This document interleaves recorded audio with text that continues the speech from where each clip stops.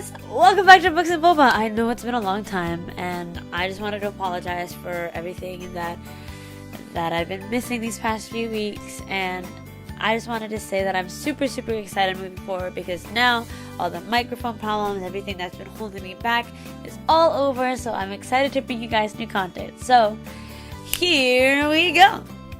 Hello there, friends and Boba fiends. Welcome back to Books and Boba, and today we are reading Miss Peregrine's Home for Peculiar Children. So, tonight's peculiar drink is the Mangonada from Zero Express.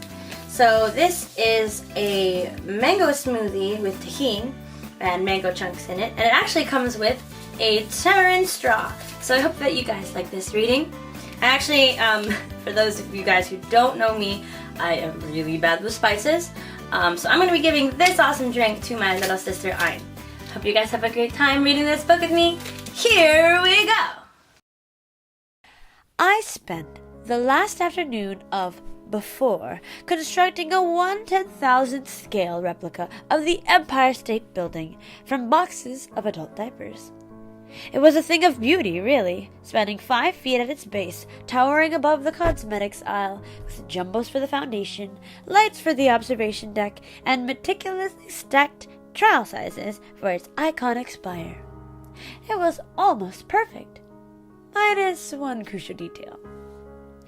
"You used Neverleak," Shelley said, eyeing my craftsmanship with a skeptical frown. "The sales on Stay Tight." Shelley was a store manager, and she slumped her shoulders in a dour expression were as much of a part of her uniform as the blue polo shirts we all had to wear. "I thought you said Neverleak," I said, because she had. "Stay Tight," she insisted, shaking her head regretfully as if the tower were a crippled racehorse and she was the bearer of the pearl-handled pistol. There was a brief but awkward silence in which she continued to shake her head and shift her eyes from me to the tower and back at me again. I stared blankly at her, as if completely failing to grasp what she was passively-aggressively implying. "Oh," I said finally. "You mean you want me to do it over?" "It's just that you used Neverleak," she repeated. "No problem. I'll get started right away." With the toe of my regulation black sneaker, I nudged a single box from the tower's foundation. In an instant, the whole magnificent structure was cascading down around us, sending a tidal wave of diapers crashing across the floor, boxes careening off the legs of startled customers, skidding as far as the automatic door, which slid open, letting in a rush of August heat. Shelley's face turned to the color of a ripe pomegranate. She should have fired me on the spot, but I knew I'd never be so lucky. I'd been trying to get fired from Smart Aid all summer, and it had proved next to impossible. I came in late, repeatedly, and with the flimsiest of excuses, made shockingly incorrect change,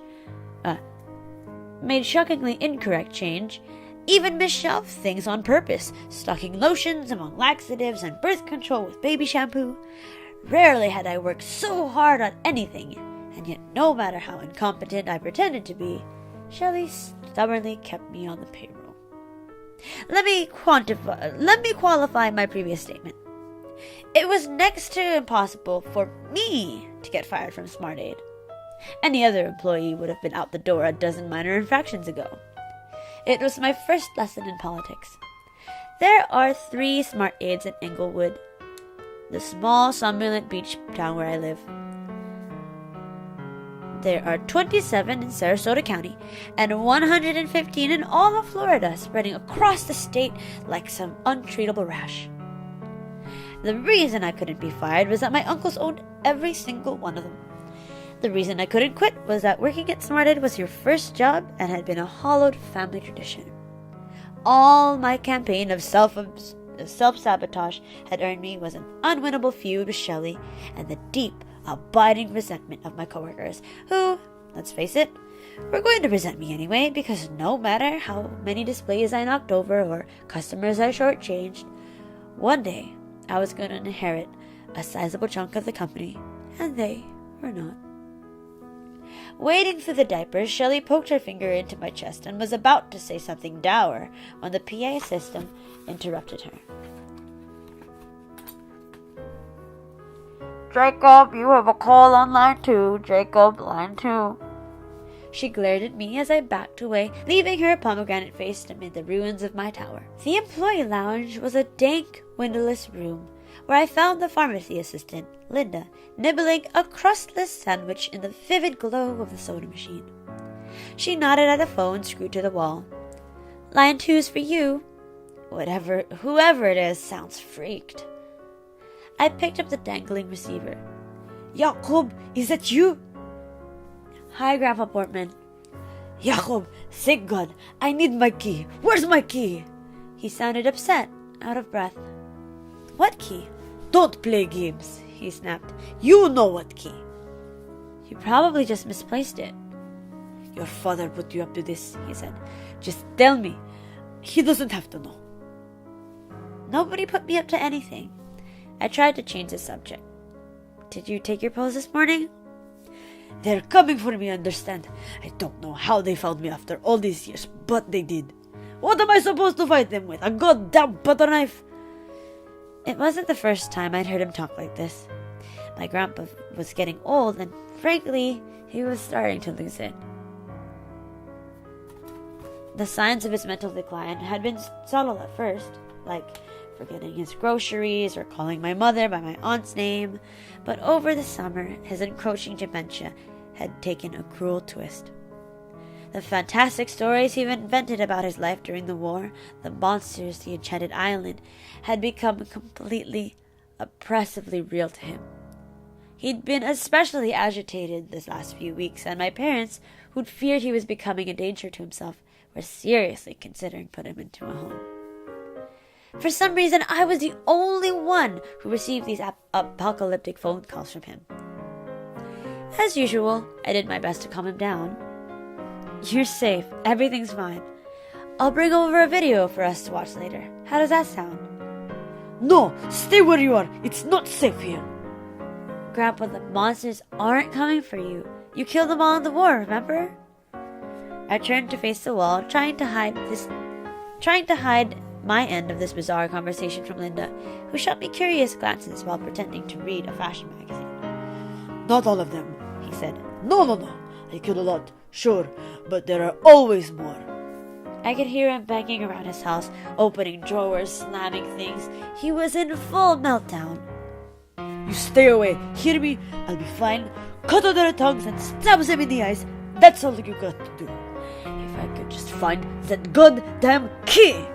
The key in question opened a giant locker in Grandpa Portman's garage. Inside was a stockpile of guns and knives sufficient enough to arm a small militia.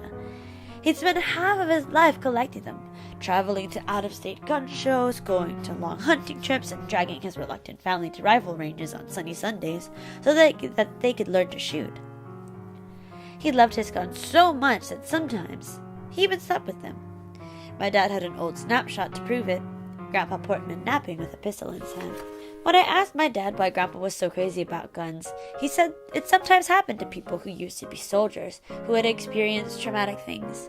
I guess that after everything my grandfather had been through, he never really felt safe anywhere. Not even at home. The irony was, now that delusions and paranoia were starting to get the best of him, it was true. He wasn't safe at home, not with all those guns around. That's why my dad had swept the key. I repeated the lie that I didn't know where it was. There was more swearing and banging as Grandpa Portman stomped around looking for it. Feh, he said finally. Let your father have the key, if it's so important to him. Let him have my dead body too. I got off the phone as politely as I could, and then called my dad. Grandpa's flipping out, I told him. Has he taken his pills today? He won't tell me. Doesn't sound like it though. I heard my dad sigh. Can you stop by and make sure he's okay? I can't get off work right now. My dad volunteered part-time at the bird rescue, where he had helped rehabilitate snowy egrets hit by cars and pelicans that had swallowed fish hooks. He was an amateur ornithologist and a wannabe nature writer, with a stack of unpublished manuscripts to prove it. which are real jobs only if you happen to be married to a woman whose family owns 115 drugstores. Of course, mine was not the realest of jobs either, and it was easy to ditch whatever I felt like. I said I would go. Thanks, Jake. I promise we'll get all this grandpa stuff sorted out soon, okay? All this grandpa stuff. You mean put him in a home? I said. Make him somebody else's problem? Mom and I haven't decided. Of course you have. Jacob. I can handle him, Dad. Really. Maybe now you can, but he's only getting worse. Fine. Whatever. I hung up and called my friend Ricky for a ride. 10 minutes later, I heard the unmistakable throaty honk of his ancient Crown Victoria in the parking lot. On my way out, I broke the bad news to Shelley. Her Tower of State type would have to wait until tomorrow. Family emergency, I explained. Right, she said. I emerged into the sticky hot evening to find Ricky smoking on the hood of his battered car. Something about his mud-encrusted boots and the way that he let smoke curl from his lips and how the sinking sun in his green hair reminded me of a punk, redneck James Dean. He was all of those things, a bizarre cross-pollination of subcultures possible only in South Florida. He saw me and leapt off the hood. "You fired yet?" he shouted across the parking lot. "Shh!" I hissed, running towards him. "They don't know my plan." Ricky punched my shoulder in a manner to be meant encouraging, but that nearly snapped my rotator cuff. "Don't worry, Special Ed. There's always tomorrow." He called me Special Ed because I was in a few gifted classes, which were, technically speaking, part of our school's special education curriculum. A subtlety of nomenclature that Ricky found endlessly amusing. That was our friendship. Equal parts irritation and cooperation. The cooperation was part an unofficial brains for brawn trained agreement we'd worked out, in which I helped him not fail English and he helped me not get killed by pointed out sociopaths who prowled the halls of our school. That he made my parents deeply uncomfortable was merely a bonus. He was, I suppose, my best friend, which was a less pathetic way of calling him my only friend. Ricky kicked the Crown Vic's passenger door, which was how you opened it, and I climbed in. The Vic was amazing, a museum-worthy piece of unintentional folk art. Ricky bought it from the town dump with a jar of quarters, or so he claimed. A pedigree whose odor even the forest of air freshener trees he'd hung from the mirror couldn't mask. The seats were armored with duct tape so that errant upholstery strings wouldn't find their way up your ass. Best of all was the exterior, a rusted moonscape of holes and dents, the result of a plan to earn extra gas money by allowing drunken partygoers to whack the car with a golf club for $1 a swing. The only rule, which had not been rigorously enforced, was that you couldn't aim at anything made out of glass. The engine rattled to life in a cloud of blue smoke. As we left the parking lot and rolled past the strip malls towards Grandpa Portman's house, I began to worry about what we might find when we got there. The worst-case scenario included my grandfather running naked in the street, wielding a hunting rifle, foaming at the mouth, in the front of the lawn, lying in wait with a blunt object in his hand. Anything was possible, and that this would be Ricky's first impression of a man I'd spoken about with reverence made me especially nervous. The sky was turning the color of a fresh bruise as we pulled into my grandfather's subdivision, a bewildering labyrinth of interlocking cul-de-sacs known collectively as Circle Village. We stopped at the guard gate to announce ourselves, but the old man in the booth was snoring and the gate was wide open, as was often the case, so we just drove in. My phone chirped with a text from my dad asking how things were going, and in the short time it took me to respond, Ricky managed to get us completely, stunningly lost. When I said that I had no idea where we were, he cursed and pulled a succession of squealing U-turns, spitting arcs of tobacco juice from his window as I scanned the neighborhood for familiar landmarks. It wasn't easy, even though I'd been to visit my grandfather countless times growing up, because each house looked exactly like the next, squat and boxy with minor variations, trimmed with aluminum siding of dark 70s wood, or fronted with plaster colonnades that seemed almost delusionally aspirational. Street signs, half of which had turned into a blank and blistering white from the sun exposure, were little help. The only real landmarks were bizarre and colorful lawn ornaments, of which Circle Village was a veritable open-air museum.